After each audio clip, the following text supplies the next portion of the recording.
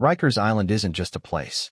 It's a world trapped between water and walls, a floating city of misery, sealed off from mercy. Only a few miles from Manhattan's glittering skyline, this island hides a secret that tourists never see. A cage holding more than 7,000 souls, each one fighting to survive another sunrise. To outsiders, it's just a jail. But to the people who've been there, inmates, guards, doctors, and even chaplains, Rikers is something else entirely. It's the clean version of hell. Rikers was never meant to become this dark. In the early 1930s, the city of New York envisioned it as a modern correctional complex, a solution to the overcrowded and crumbling jails of the time.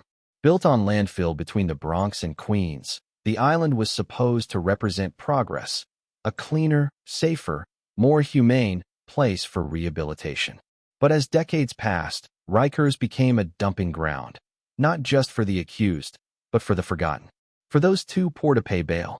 For the addicted, the mentally ill, and the ones who had nowhere else to go. By the 1990s, Rikers wasn't a correctional facility anymore. It was a war zone with steel walls. Inmates described it as a gladiator school. Every hallway echoed with the sound of boots, shouting, and the metallic thud of fists against flesh. Gangs controlled dorms. Weapons were fashioned from toothbrushes and metal scraps. There were days when fights broke out every hour. Nights when screams never stopped. Even the officers weren't safe. One correctional officer, identified only as ER, in a 2014 New York Times interview, recalled being trapped inside a housing unit during a riot. He said, "I didn't see inmates that night. I saw survival. Every man in there was trying to stay alive, including me." But perhaps what makes Rikers so haunting is not just the violence. It's the silence that follows. The city moves on. Court cases drag for months, sometimes years. People who haven't even been convicted spend endless days waiting for a trial that may never come. One of the most heartbreaking stories is that of Khalif Browder, a 16-year-old accused of stealing a backpack. He was sent to Rikers in 2010 and held for 3 years, 2 of which he spent in solitary confinement. He never had a trial. He was never found guilty. But those years broke him in ways no court could measure. After his release, Khalif couldn't escape the trauma. He took his own life at age 22. His story sparked outrage and forced America to look closer at the truth. Rikers Island is not a place of correction. It's a factory of broken spirits. Every inmate who crosses that bridge is stripped of identity. They're not names anymore. They're numbers. They wear beige uniforms and carry the weight of invisible chains, fear, rage, regret. Inside, the hierarchy is brutal. The strong prey on the weak. The gangs run the tiers like warlords, enforcing their own codes of loyalty and punishment. And for the officers, it's a delicate balance: survive the shift or become part of the system they swore to control. Many correctional officers describe Rikers as a psychological trap. One former captain once said, "You don't just work at Rikers. Rikers works on you." He explained how corruption, fatigue, and despair eat away at the staff just like they do to inmates. You start losing empathy. You stop sleeping. You stop seeing people. You see problems. If you've never been there, it's easy to think Rikers is just another bad jail, until you hear the stories. Stories like the one about Jerome Mordeau, a homeless Marine Corps veteran arrested for trespassing in 2014. He was placed in a mental health observation unit. The cell overheated, reaching nearly 100 degrees. Jerome died that night, alone. When the report came out, the warden called it a tragic accident. But to the people inside, it wasn't an accident. It was another day in the clean version of hell. Rikers is made up of 10 separate jails, men's, women's, adolescent facilities, spread across 400 acres. The island is accessible only by one bridge, the Rikers Island Bridge, guarded and gated. Once you cross it, you feel the air change. The silence grows heavy, and the horizon disappears behind razor wire. Some inmates describe the first night like entering another dimension, where time slows down, and you start to question what's real. Every noise, footsteps, keys, doors, whispers, becomes amplified. Every glance can be a threat. Every mistake can cost you your life. In the daytime, Rikers looks almost peaceful from the outside. Neat fences, orderly buildings, clean walkways. But underneath that surface lies chaos. The The clean part of this hell is only the image. The real Rikers is a pressure cooker of pain. Medical neglect, suicides, stabbings, and assaults are so common they're barely news anymore. Every year, dozens die behind those walls. Hundreds more leave scarred, physically, mentally, spiritually. And still, the system keeps turning. Buses keep arriving. Courts keep sending. Rikers keep swallowing people whole. They call it the clean version of hell because everything about it looks under control. But beneath that control lies rot. A bureaucracy so massive, it hides human suffering behind paperwork and press releases. Rikers Island isn't just a correctional facility. It's a reflection of what happens when a city forgets compassion. And though the government promised to close it by 2027, the ghosts of Rikers will never leave quietly. This is just the beginning. In the next chapter, we'll dive deeper into the hidden realities of Rikers, the power struggles, the corruption, and the stories of those who tried to escape both physically and mentally. If you're still with me, hit that subscribe button, because what's coming next, you won't believe. To understand Rikers Island, you must first understand the machine. It's not just the walls, the fences, or the cells. It's the invisible system that keeps everything moving, even when everything is falling apart. The machine is built on fear, fueled by corruption, and maintained by silence. At Rikers, power doesn't come from rank, it comes from control. And control, here, is everything. From the moment a new inmate enters, the game begins. The officers size you up. The inmates watch you. If you show fear, you're marked. If you act tough, you're tested. If you try to stay invisible, good luck. There's no such thing as invisible on Rikers Island. The gangs, Bloods, Crips, Latin Kings, Trinitarios, control the tiers, not the wardens.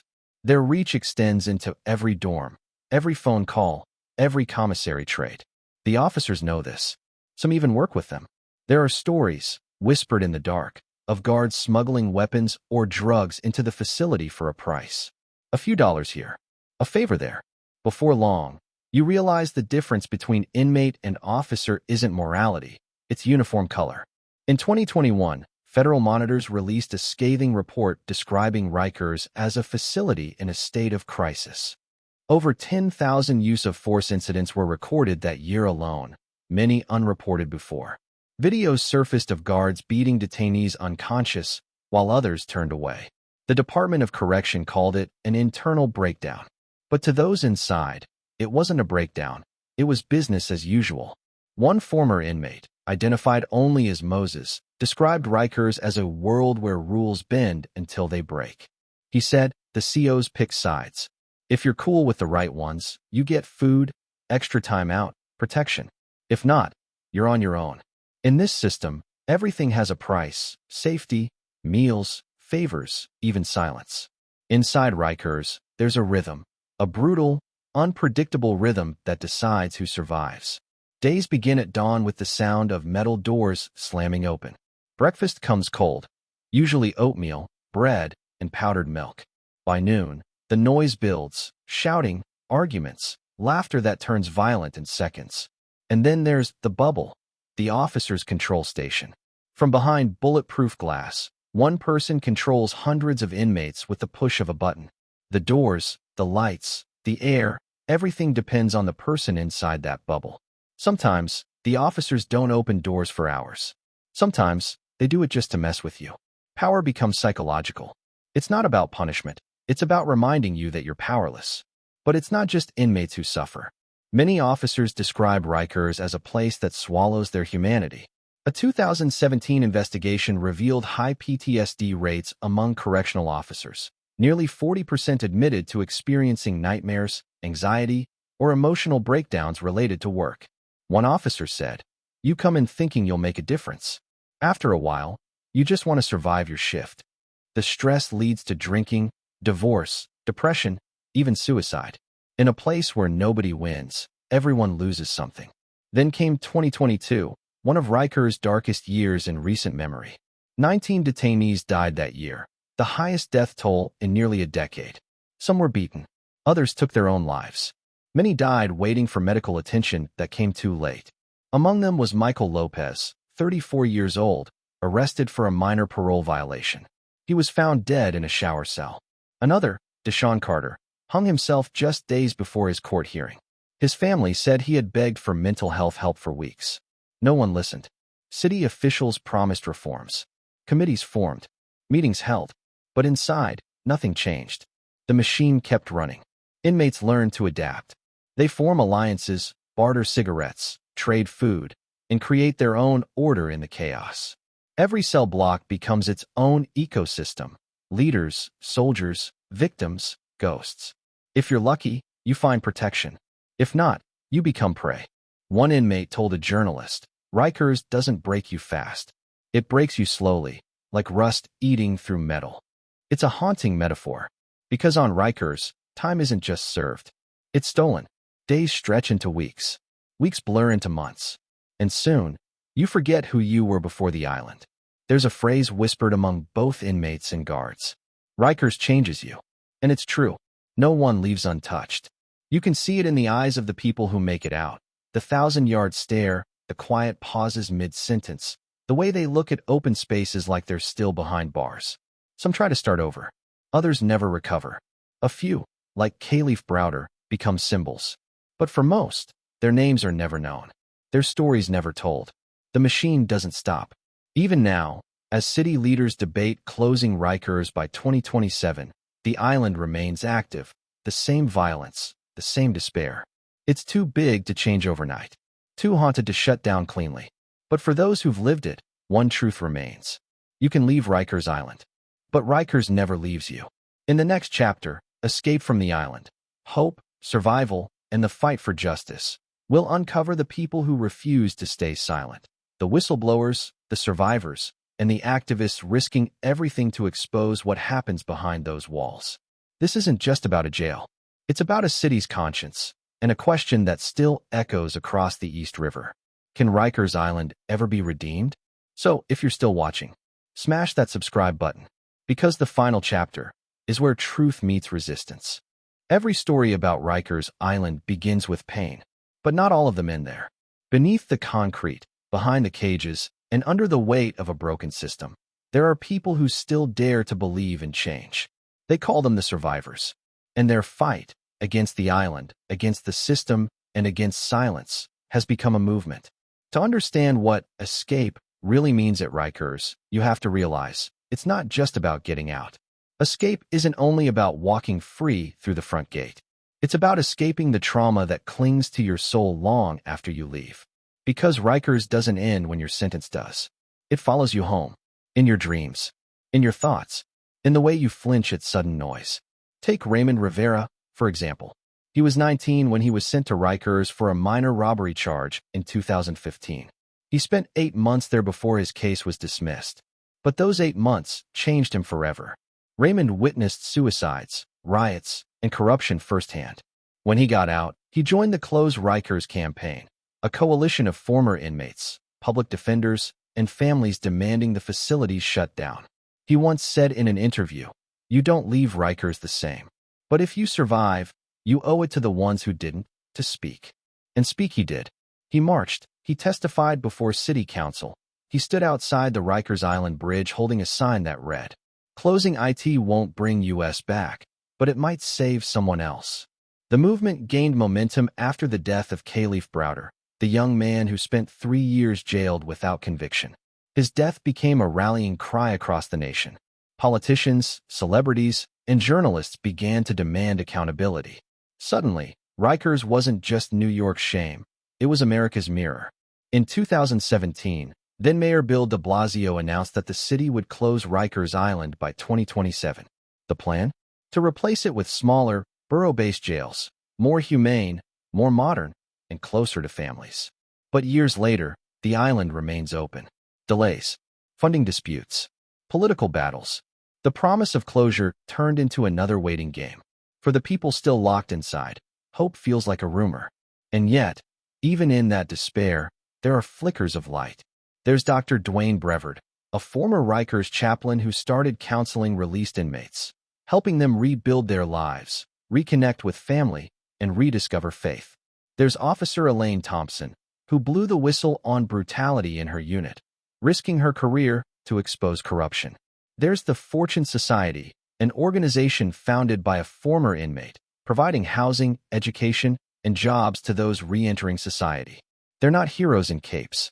They're ordinary people, the kind who've seen too much darkness and still choose to light a candle. Inside Rikers, even the smallest act of kindness feels revolutionary. An officer sneaking an extra meal to a hungry inmate. A social worker helping someone call their mother for the first time in years.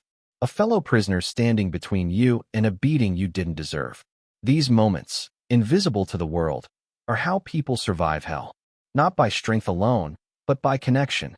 One former inmate said, "I didn't survive Rikers because I was tough. I survived because one guy in my dorm shared his food when I was starving.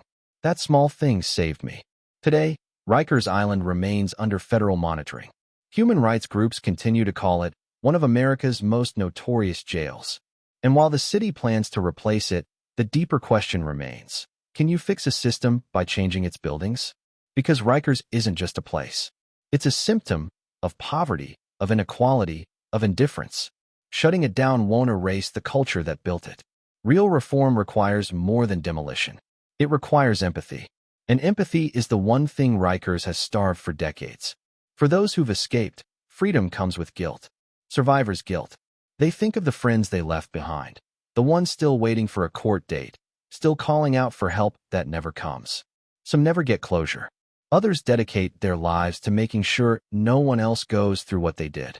In 2023, a group of former detainees launched Project Rikers Voices, an online archive sharing stories from the island. Not the official records, but the personal truth. Their mission was simple. If the system won't remember us, we'll remember ourselves. Standing at the edge of the Rikers Island Bridge today, you can see the Manhattan skyline shimmering in the distance, freedom just a few miles away. But for many, that distance feels infinite. Still, hope persists, not in policies, but in people. In the mothers who refuse to stop fighting for their sons. In the activists who won't let the headlines fade. In every soul who walked through that hell and lived to tell the world what they saw. Because that's the real escape. Not running from Rikers, but exposing it. Making sure no one forgets. Rikers Island was built to contain people. But over the years, it became something else. A reflection of everything broken about justice itself. And though one day its walls may crumble, its story will remain. A warning and a promise. A warning of what happens when a society stops caring. And a promise that even in the darkest places, humanity can still fight back. If you made it to the end of this story, you've seen more than most people ever will. You've seen the truth, behind the walls, behind the headlines, behind the myth of justice. So before you go, do one thing. Subscribe. Because here, we don't just tell stories. We expose what the world tries to forget. And as long as Rikers ghosts are still whispering, we'll keep listening.